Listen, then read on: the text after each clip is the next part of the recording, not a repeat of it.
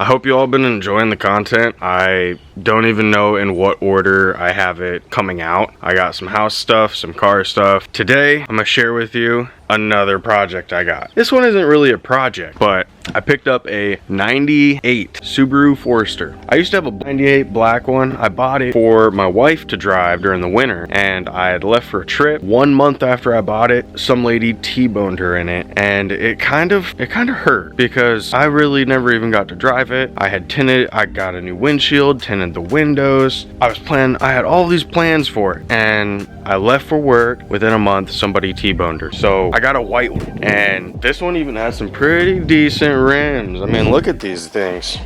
I don't know what they are, but they're all right. They match pretty well. I've been going through the inside of it. The inside was real dirty. The guy that had it was using it as basically like a little fishing trip vehicle. So I went through the inside of it. It might be a little too dark for you to see. The inside ain't bad. It's got, you know, a few, maybe like 1 or 2 burn holes in the seats. The seats aren't ripped up or anything. There is, and the carpet underneath the pedals is pretty ripped up. That is a portrait, a painting of my father that I forgot to take out.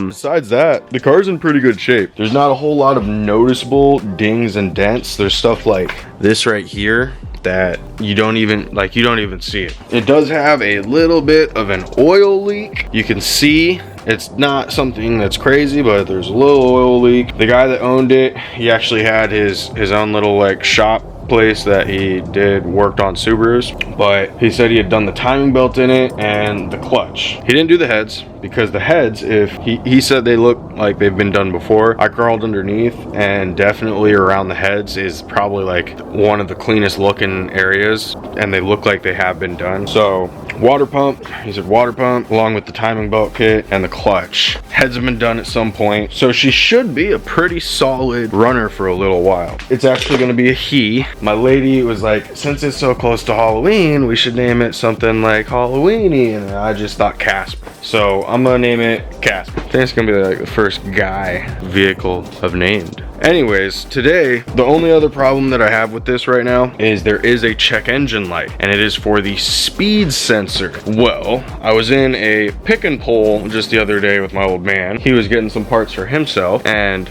what do you know? I found a speed sensor on a, what was it? I think it might have been on an Impreza. I don't know. I went through and I found one at first, but it was the wrong one. I could just tell it didn't look like this one. It was like a 3-wire. This one's a 2-wire. This is the one for the Forester. So I got really lucky in finding it because there was probably like 4 different Foresters that were all 2000 and above. And there's a couple 90s, like Legacies and Imprezas, Legacies and Imprezas, and I was able to like just barely find that one. I don't remember what I found it off of, but I found that one, and I'm gonna throw that in with this speed sensor and the check engine light. The car is in like a limp mode, what I believe. I've been looking on a bunch of Forester forums and a bunch of different, you know, sites to see what's going on, because it runs real good if you're just babying it. But like if you have to pull out in traffic or you have to step on it and go out, it will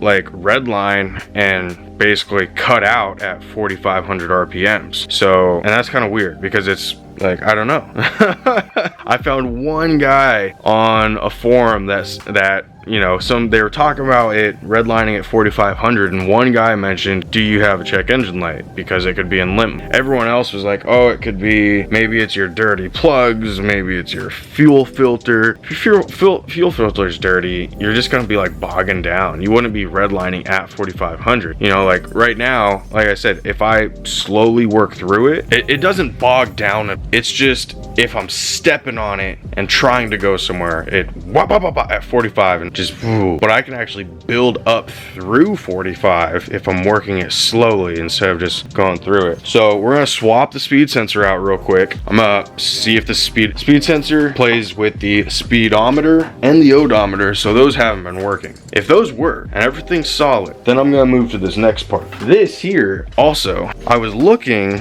possibly just for cold air intake on the Foresters, just because they are so freaking hideous on these things. You know, they put these big huge boxes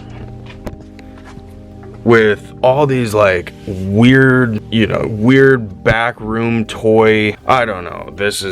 I don't know what these are supposed to muffle, but it's just a big awkward looking air intake. I found this one on an old Legacy or Impreza, I can't remember, but it is Subaru. So I'm gonna throw this on there. I mean, it looks literally like it's gonna line up perfectly. I already know it's gonna line. So it's gonna get rid of all that extra box and box toy thing. I don't know what to call it. It's gonna get rid of all that. But I wanna put the speed sensor in first, so I know that everything is working fine. See how it's running, see if it's still redlining through at 45. And then if it's not, if everything's smooth, excuse me, I'm gonna throw this bad boy on. It's much more straight, less restricted than what usually comes on these, which is, I don't know, it just doesn't make sense.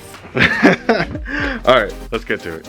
If you're wondering about the speed sensor on the manuals, this is a 5-speed. If you look down on the passenger side, it's gonna be too dark in there, but literally right there, you can see the little bit of silver. That is the sensor on the transmission. So I'm just gonna grab a pair of pliers and just twist it and hopefully just pull it right out. It's plugged in right there. So that it should be that simple. I just popped it in. The speed sensor, that is. Just pop the speed sensor in. We're going to start it up and see if I still have the check engine light.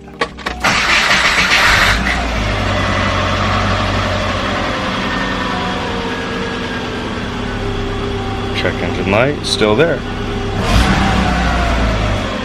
I guess we'll see if the speedometer works.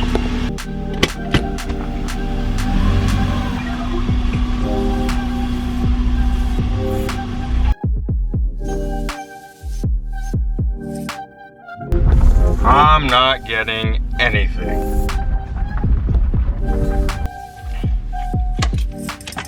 Okay, let's plug them in and clear the code, see what that does. If not, I don't know, maybe I got a bad sensor. It'd be weird to have both the sensors, the one that's in it and the one I found in the junkyard. It'd be just too convenient, too weird for both sensors to be bad, in my opinion. Okay, but you never know, it happens. You know, maybe one went bad or maybe they just went bad regularly. Diagnostics, OBD2. Next plan of attack, I'm gonna disconnect the battery. I'm going to remove the old air intake. That way I can actually get to what's underneath it a little better. I'm just gonna disconnect the battery and unplug the sensor again, replug it back in, take it out, do all that. But it's definitely something to do with the speed sensor code. I'm actually getting 2 codes. It's speed sensor is like the first code, it's like PO 500 or something. And then the second one is speed sensor malfunction.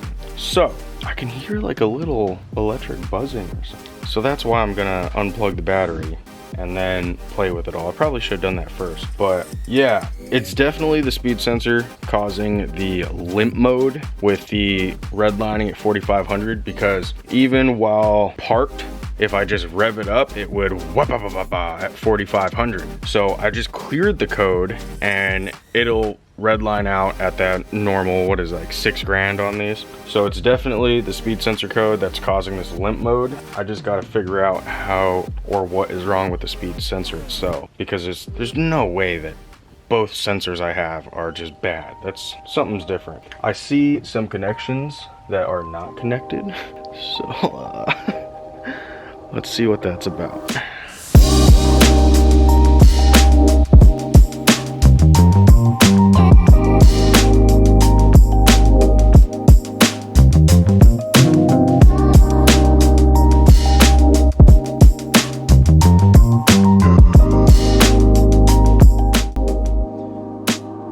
Okay, this was real convenient, real simple, real easy. Hopefully you can see.